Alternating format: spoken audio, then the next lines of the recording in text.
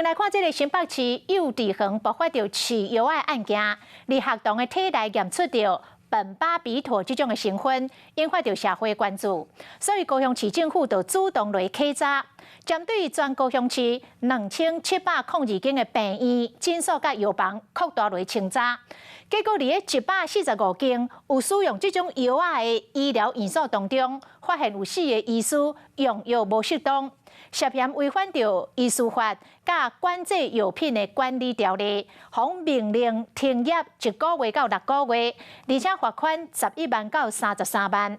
其中有一间上介严重的诊所，讲至少有20外幼囡仔受到影响，互罚款33万。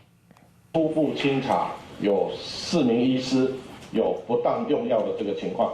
新北幼稚园发生饲药的案件引起全国的关心，高雄市政府主动稽查，想不到发现有医师用药无妥当，卫生局扩大清查全市2702间病院、诊所甲药局为管制药品去追查。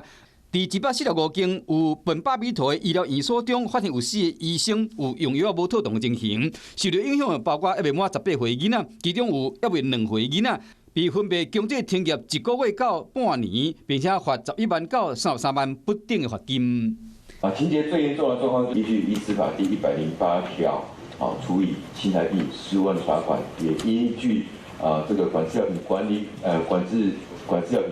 管理法这一部分，处以新台币18万的一个罚款。记者找其中一间被发现违规的诊所，铁门已经拖落来，打广告讲休诊到7月份。有大人带囡仔要来注预防射线，找无医生，听到违规的消息，嘛惊一跳。以后还敢带来看吗？应该不会了吧？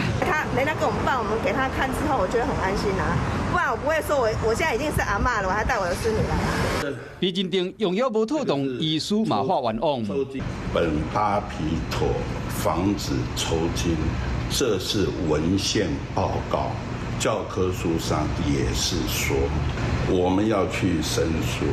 卫生局所来下着通知，最近1个月内有伫这4间诊所用管制药品，也是最近半冬内用这个药超过3摆，还未满18岁囡仔到医学中心接受免费的诊疗评估，嘛提醒家长，囡仔若是讲有不明的原因出现行为的改变，就讲爱困头戆戆、走路袂知等等症头，都要赶紧去找医生。